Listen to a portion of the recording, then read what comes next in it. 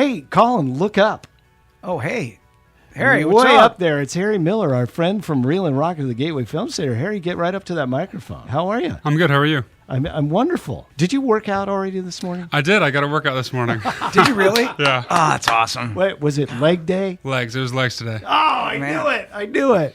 Wow. Maybe you need to take us out and work out, because last night I was doing yard work and I was throwing around bags of dirt.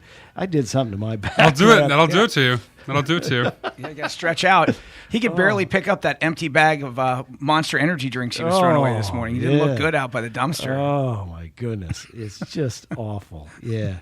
So, Harry, you're here because our movie tonight for Reel and Rock of the Gateway Film Center ties into what you talk about, taking care of your mental health. Mm-hmm. And we're going to dive into that here in a few minutes. Talk a little bit about your story for those that aren't familiar. What was your impetus for coming to our movies in the first place? I first heard about it in a sort of a weird twist of fate. You know, I have a pretty rigid morning routine before class, but one day, class got canceled, so I was able to sleep in. And randomly, as I was driving, I usually never hear this because I'm driving during one of your certain segments. But then I heard about the documentary about Leonard Cohen, and I love Leonard Cohen. So I stopped by that Friday. But really just it was a random chance occurrence that usually wouldn't have happened if I hadn't slept in an extra 30 minutes or so. And then since then I've been stopping by once a month. And you are still a student at Ohio State. You are, what, yes. 22 years old? 22, yeah. And you enjoy hanging out with us and hearing our old war stories. Oh, yeah, for sure. Because you keep coming back. Well, and then I saw Colin play with Willie Phoenix, which was so sick. Oh, that was legendary. So you made that. That was awesome. Kim Crawford's at El Dorado's, no less, on a Sunday afternoon. You had to be there to appreciate the vibe. It was so good. Well, we enjoy having you. And how's your girlfriend, by the way? She's doing really well. Yeah, how's she doing the tennis? She plays tennis. Doing well. Yep, they're traveling to play Rutgers in Maryland this weekend, so doing really well. Yeah, but Aaron and I went and caught a match. It was awesome. It's sweet the way they all go. It's so cool. Yeah. Oh yeah, it's very fast paced. It's a really different sport than, say, football, which I've had a large experience with. Because really, there's no downtime. No. It's always a point going on or a really big point. And you don't have to be quiet. They're all yelling. There's it's super fun. Wimbledon. It's super fun. Do you play her in tennis at all? I've tried to. As the weather's gotten nicer, I would like to get good at it because I don't play golf, so I need some sort of You may not want to play her in tennis. Sport. You may want to try something. That's right. Do you think that I could stand in and manage to return one of her serves? Like if I had endless chances to do it. I remember watching from the stands, the ball looks like you could play it, but when you're next to the court, you realize how fast it's going. So I would confidently say no, and I'd bet against you, Brian. Yeah, it'd be hard. If I had to throw down. If we were throwing money down, I'd take the other side. Yeah, what country is she from? She's from Belgium. Her family's in Belgium. So her name, refresh my memory because I always screw up her name. Irina Cantos Siemers. Her father is Spanish and her mom's German, and she's from Belgium. So. Wow. So she came all the way from Belgium to play tennis at Ohio State. Yep, which is pretty common, especially among tennis. We've got, I guess, girls on the team from Spain, Israel, so all over the place. Well, it is an amazing sport that I have no confidence in at all. And also, it's a small world thing. The only first time I went to the women's tennis match, it turned out my son, Owen, who's a freshman, was actually covering it for the Lantern. It was his first story. Just randomly got assigned to that. And he said, Mom and I were planning on coming anyway. He's like, that's great. Don't come up to me. Like any good friend. We'll leave you alone. He was wearing a James Buster Douglas shirt, so that did fill me with pride as he was interviewing people. So I'm working. Stay away from me. Don't embarrass me. Fine. All right. Harry, thank you so much for being here. Thank you for having me. Even on leg day. Oh, yeah. Always. So, do you lift every day or? Usually about 4 days a week, but I try to get active every day, especially after a lifetime of playing football. It's really not as bad because now it's a lot of the same stuff exercise-wise, just without the hitting as hard as you can another human every single day, which makes things much more easier on the joints and the body. Are you still sore from all the shots you've taken through the years? There's definitely some days where if I just sleep wrong, I tore a labrum in my shoulder and I tore a PCL in my knee while playing at Ohio State. And some days you'll just sleep wrong and wake up and just remember that happened. Smashing into someone all the time. A car crash. Every time. 80 days or 80 times a day for 4 years. So, Harry, for those not familiar with your story, let's go back to when you were a kid. You grew up in Buford, Georgia, correct? Mm-hmm.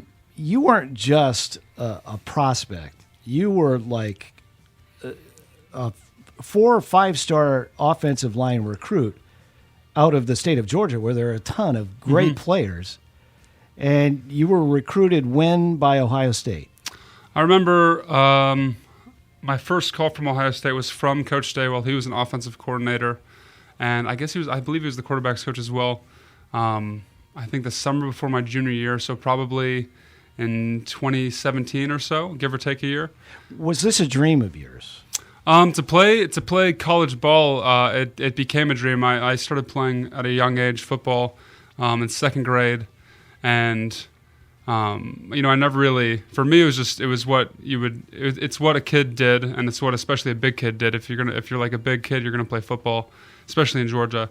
But then going into high school, I realized I had a real shot to play this at a high level.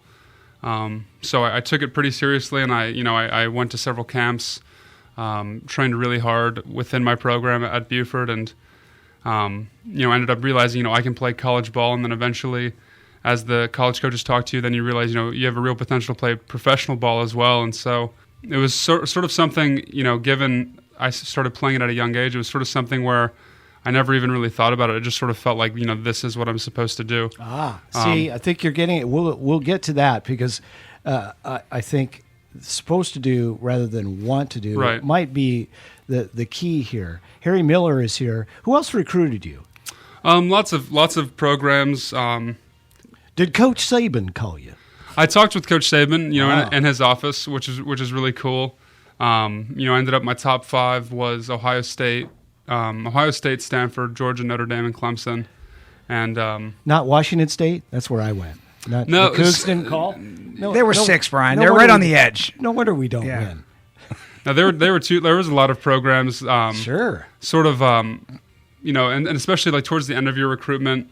There are lots of recruits. If you're in a top percentile, where eventually programs will stop reaching out to you, because if it's too late in the process, there's just too much ground to cover, and it's hard for, especially Washington State, let's say, a program, in the corner of the country can win local recruits, but it's really hard to especially if you're late in the process, it's hard to get recruits nationally from all over the place. We don't have any guys like you. Let's be honest. Yeah. There's some really great guys in Washington, though. Really, really good athletes.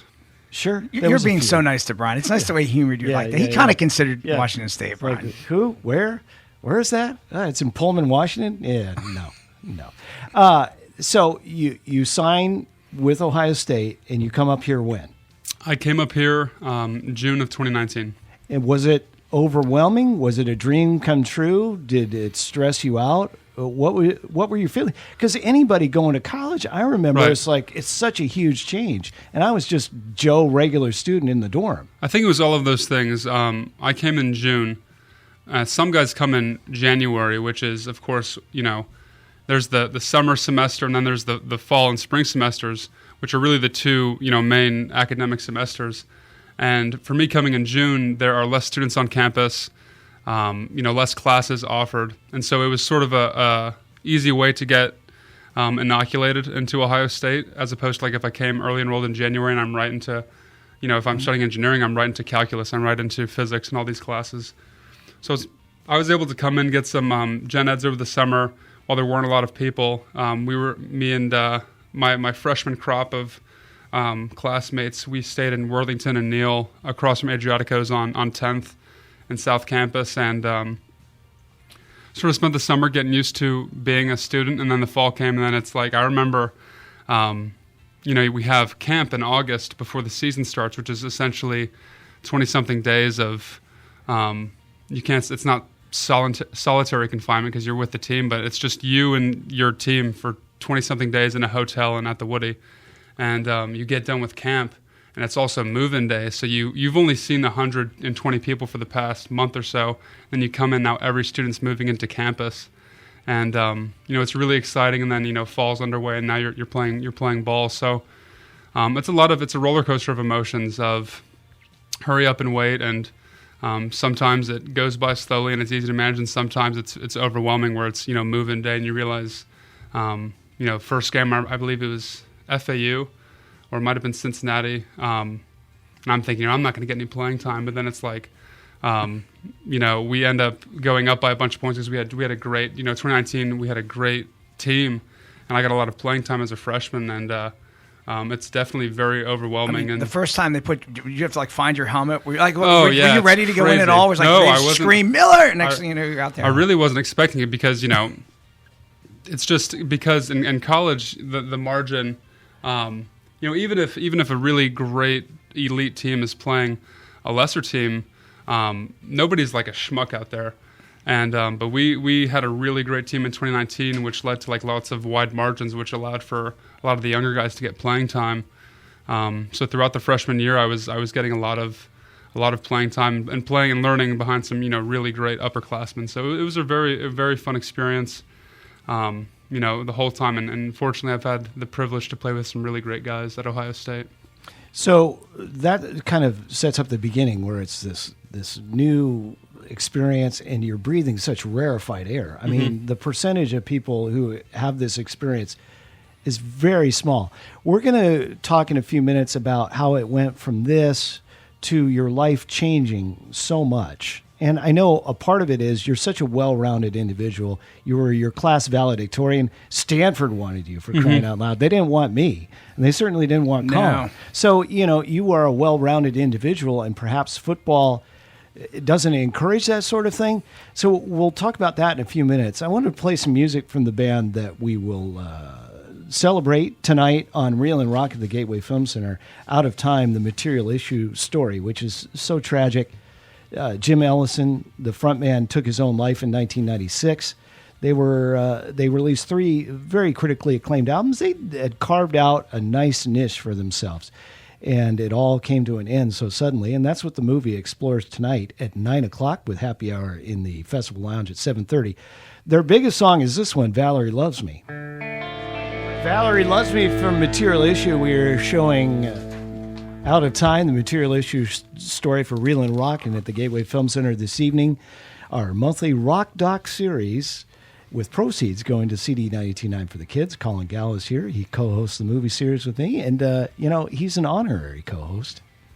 Yep. Since he's been showing up pretty much every month. Harry Miller is here. Harry, of course, was a 5-star recruit for the Ohio State University, played offensive line. A dream for many young men. I know I had that dream. Yeah, that's why you went to Washington State. You probably could have got on the field at Washington State, Brian. I could have walked on. Once you were down 60 to USC, they could trot you out there. The third string kicker lived on my dorm floor, and he and his roommate were dealing pot out of their room, and they got busted by the Pullman police. And then the police took away a shoebox full of personal checks that kids had been writing for their weed. So they just went around Pullman just rolling up people. Right in the checks. And then Jerry Springer style. We were talking about rogue programs off the air. I graduate, and I'm watching a Coug game on TV the next fall, and he's on the sideline. So they didn't bother to kick him off the team. The third string punter, he's pretty much gold-plated. They didn't really care. Yeah. They didn't really care. Well, you're talking off the air about your high school, Buford High School in Georgia. This is like a quote-unquote football factory. You were ticking off people that you knew that played for big programs, played professionally, and so forth. It was part of your culture at Buford for guys with your physical gifts. Like, you're going to play football, right? No, yeah. It's sort of like being 7 feet tall. Right. You're going to play basketball. It's kind of the same thing. Was it always just sort of assumed that was what you were going to do for your high school? Yeah, and it definitely made sense. And I don't know, it was sort of assumption that came about as, I was bigger than every other kid in second grade. So in second grade, it made sense to play football. And then if you played football in second grade, you might as well play it in third grade, and so on and so on and so on. Did you enjoy it? I did enjoy it. It was really fun. I mean, the vast majority of my friends that I've made in my lifetime are by the mechanism of football, right? And I've developed some great friends in the engineering department as fellow students. But the majority of my cohorts, I have met through football or through recruiting trips or all-star teams, and so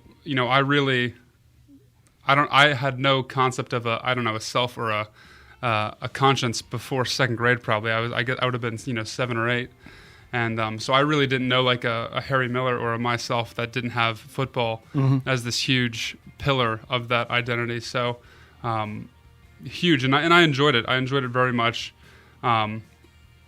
It would have been difficult to do for so long without enjoying it, but it would have been very difficult to do longer, given just the way football goes. As you go from college football and professional football, by far are very different from second grade football. Yep.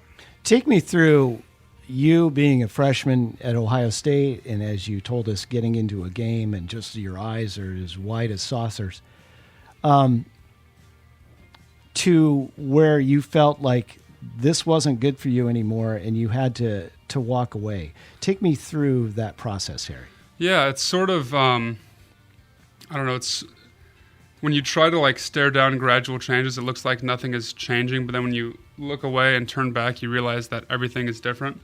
For me, especially during COVID, COVID was a time when for essentially a year, every single day, my only human interaction was Ohio State football, where, we weren't allowed to interact with anybody outside of our bubble, which was the team.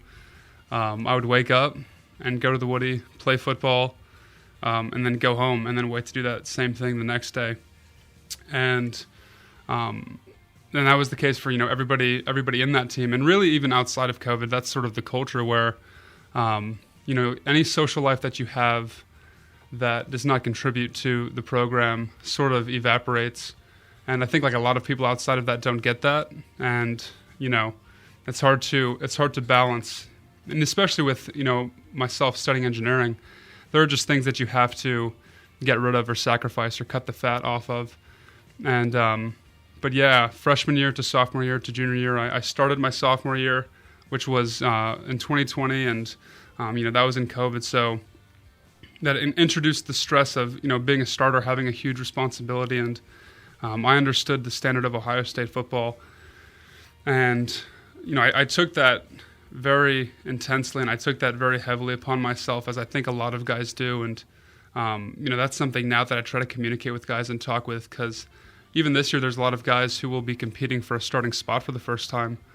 And I understand that pressure tremendously, and I understand what that can do to a person. And so for me, I felt after starting my sophomore year, I was going into my junior year, and I just felt terribly unworthy. And yet I had a bunch of agents talking to me about all this money I would make, all these accolades I would earn because of football. But I felt like I wasn't good enough. I felt like I wasn't upholding the standard. And I didn't want to threaten the standard. I didn't want to threaten everybody's expectation of myself and of Ohio State football. And I felt like I couldn't maintain it. But like I said, I had started playing football in second grade. I didn't know any bit of existence that did not include football. So heading into my junior year, the only decision that seemed to make sense in order to save Ohio State, the standard that I appreciated, and to save, a reputation that I had built, was to essentially unsave myself, right? And, contemplated suicide. And because like I said, I had variables at hand where I wanted to do the best that I could. I wanted to not threaten all of the things I saw my upperclassmen do before me. And that was something that, sort of made sense to me. Were these sorts of feelings anything that you had experienced in your younger years? High school can be rough for a lot of kids. You were the valedictorian of your class. I imagine you were a very popular, well-liked young man at your high school. But inside yourself, were these feelings something that you had experienced there, or was this a first for you? I in high school, I was extremely content. I did have, when I was about 8 years old or so, I voiced to my mother thoughts of suicide, and began a process of speaking with psychiatrists and psychologists and mental health professionals then. and got that addressed. And I think it was sort of like, I don't know, the brain sort of feels like a loaded gun that you hand a kid, and I think that's sort of when you start thinking real thoughts, and perhaps that felt a little too unruly for me, and that lent towards depression and anxiety at a young age. But I sort of got that under wraps.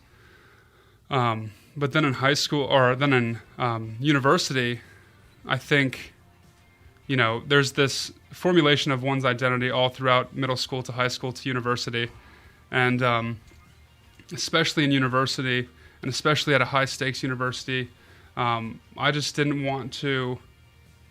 I'd established for myself the idea of being a perfectionist, as I was a valedictorian, as I was a 5-star in high school, and I felt like I couldn't hold on to that perfection any longer, and so the only way to sort of, maintain perfection is sort of like plucking a flower, because if you don't, it's going to wither and die, and maybe if you try to pluck it, kill it, and stick it in some preservatives, it can maintain some perfection even if it's not alive. And so for me, that was my take on suicide, and I understand there's been a lot of suicides in the world, especially, but in the athletic community as well. And I understood, I'll probably commit suicide. Ohio State will release a statement saying that this is a tragedy, and then we'll put a sticker on the back of our helmet, maybe do a moment of silence, and then everybody will go about their business, and I'll be good, I'll be out of the way, and the ball can keep rolling. And so that's sort of how I viewed it. It's extraordinary how the human mind works. Yeah. And you're a well-accomplished individual, and yet, as they say, imposter syndrome, and for so sure. forth, feelings of unworthiness. That's the nut of it here, is that this can happen to anyone, and you don't know what's going on in somebody else's brain. They might be the most accomplished person in the world and have everything going for them on the outside, and yet on the inside there's confusion and darkness. Now, rather than make that choice, what led you in another direction? Did you go to someone and seek help? Did someone come to you and go, look, man, Harry Miller, you need help? How did it work? Yeah, well, Coach Day's father committed suicide when he was young, and so Right. he's had a strong opinion and strong care for mental health resources. And I remember in the team room, he brought in all of the sports psychologists that we had on staff, and he told us that they were a resource. And I remember after that meeting, I went over to one of my buddies and I said, I'm not going to talk to somebody who's cared to pay about me. If I want to kill myself, I'm going to do it. And so initially I had a pretty adverse reaction towards the resources that were explicitly offered to me. Mm-hmm. But eventually, that's sort of the, I guess one of the useful things about a very unuseful thing is that in my experience with suicidal thoughts, that's really sort of the ultimate decision to remove all decision. There's really nothing, there's no greater leap than that, in which case any risk taken that is not that is comparatively very, very easy. And so for me, I was like, I can do this. I might as well exhaust all my resources and see if this is, if killing myself is really worth the effort or the time, I guess. So I called my mom, as one does. And I gave her the rundown, and I said, this is what's happening. So your parents weren't in the loop as far as how you were feeling until you talked to your mother. No, yeah. And because yeah.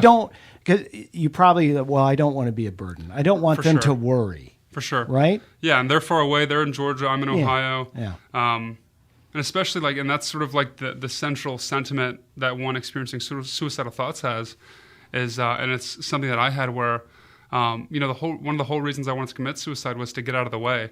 And so if you make this Whose way were you in your mind? I felt... you already talked about the legacy and the standards that you wanted to uphold, but specifically, did you really feel that you were in, quote unquote, in the way? Well, I felt, on one hand, I remember I just had this weird, even today, where... I'll just get the uncanny feeling that, my friends aren't, they don't really want me there, and that, I'm just sort of wasting people's time. And that was a lingering sentiment. And I don't know, especially because there is, a stigma surrounding mental health, and there is, a lot of people who have this, idea of what it looks like. And I was like, I don't want to make a mental health look even worse. Like, I want to kill myself. Okay, so be it. Let's do it. But let's not make a mess on the way out. Don't make I just sort of wanted to leave out the back door. And, if you want to be discreet leaving out the back door, you shouldn't, go around pushing over all the porcelain pots and making such a huge noise, right? So even in contemplating your death, you didn't want to bother other people. Oh, for sure. Because I remember, and I didn't have access to a gun, but I had joking thoughts about, I can't shoot myself because then, my mom's going to lose the security deposit on the apartment because they're going to have to clean the apartment, right? And just things like that. Harry, this is such an extraordinary story and very dark. But obviously, you're standing here today talking to us, and that's such. I'm so thankful for this because we're gonna help people, right? Yeah. And that's really what you are all about now in terms of your public-facing persona. You want to help people get out of the hole that you were in. So thank God that of all the college football coaches in the country, Ryan Day was your coach, because I think, especially in big-time college football, the perception I have is that the coaches look at the players as pieces of meat and a means to an end. And they're all so well paid. And I get the idea, and I'm sure there's other coaches that really do care and love for their players. But there are others that I perceive that don't care either way. Who can get the job done? Who can help me keep my job and get a new contract and get the bigger job? Right. And of all people to be your coach, Ryan Day is your coach. And as you mentioned, his father committed suicide. And he really stepped up and wanted to avail you the resources to get help. So where do we go from you staring into oblivion to wanting to live and change your life and go forward? Yeah, it definitely wasn't, and I agree. It's very fortuitous, and it's sort of funny how, you have essentially, Coach Day experiences a tragedy as a young person, and I think of a line from Dido of Carthage in the Aeneid, and she says, "It is in my suffering I have learned to help those who suffer," and it's just tremendously funny and ironic, and I don't know, the world's a stage, and it's just very tremendous how every bit of our tragedies ends up becoming some sort of important plot development later on. But I would say, for me, it wasn't a gradual step to transition from. I mean, even still, I'll get those lingering suicidal thoughts because it's nothing crazy. They're so easy to conjure. It's a simple sentence like, Harry, you shouldn't be here anymore. Harry, nobody wants you here. They're easy to recite and they're easy to rehearse, and I compare it to like once you taste salt. If I ask you to imagine the taste of salt, it's really easy to conjure up in your head.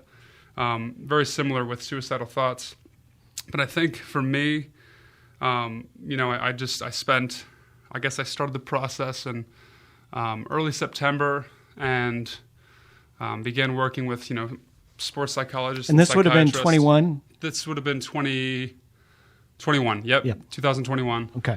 And of course they teach you a lot of tools with, cognitive behavioral therapy and all of these devices. But really, for me, my entire life, I had spent a long time learning devices and tools to try to outthink my mental health. But you can't outthink your thoughts. They're your thoughts. Mm-hmm. And, that's when I sort of realized, there's a quote from Rabindranath Tagore, and he says, the mind that is all logic is like the knife that is all blade. It makes bleed the hand that uses it. And you have to eventually, and one of my, Candace, who's my sports psychologist, said, you say I think a lot, but you never really say I feel a lot. And so I tried to practice, not because it's just so hard, because my entire life, being a valedictorian, being a person who played offensive line, which requires like a lot of cerebral capacity, mm-hmm. people always praised me for being able to think And yet here I was, and the only way to survive this was to try to stop thinking and to stop trying to give my thoughts so much power. And so I had to really allow myself to feel the awful feelings that I was feeling, and to learn to be comfortable with them. And I don't think they ever go away. You just become more comfortable with them. And even now I'll get similar feelings to like I did before, but it's I've been trained, and I've seen these things before. And so in the past, when I used to catastrophize and become so convinced of the bad lessons that I taught myself, and convinced of the bad rhetoric that I had I had pushed on myself, I now have some devices and measure to combat that, and really it all just boils down to I've been able to put together a really good network of close people around me who call me on my, I'll just call it stupid behavior, where you get so catastrophic in the head and you get so distorted in reality, and you need people who are outside of your thoughts to bear check on your thoughts. And I'm really grateful for the people I've gathered to be close, and to help me, and to be my friend, and to be the people who love me. It's not even 2 years after you started this journey from contemplating your own demise to here we are today. And now you're reaching out and helping others, which is a beautiful thing. To put a bow on this, what would be your advice? Because I guarantee you we're talking to people right now who are in a very dark place, to varying degrees, for whatever reasons they understand, reasons they don't. They've been there before. They've never been there before.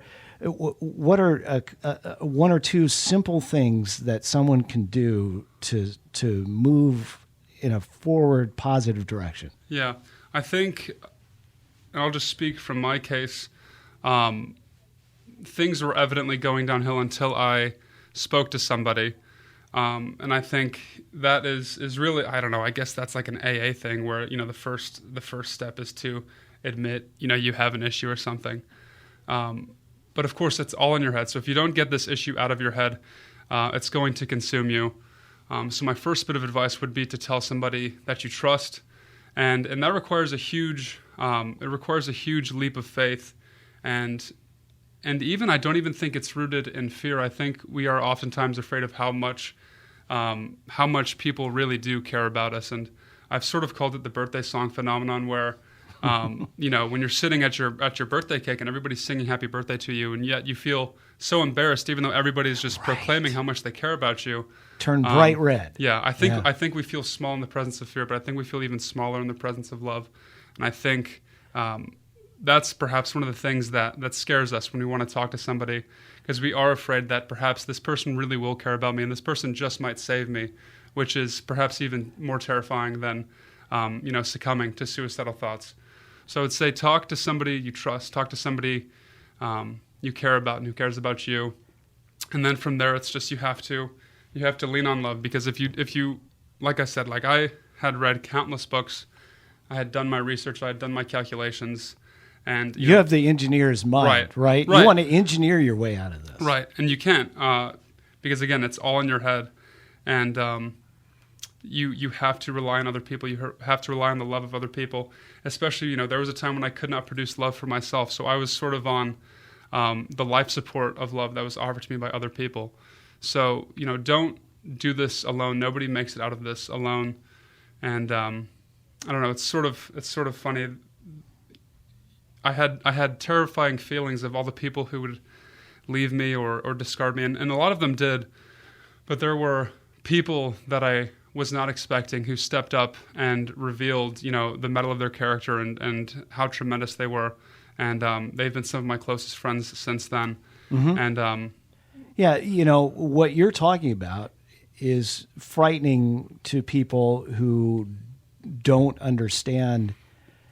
Maybe they've never had problems like this, and God bless them. Or, it's just, on the other hand, maybe it forces them to face dark fears that they've put in the corner of their mind. So, you're asking them, by having a relationship with them, to accept you as you are. Right.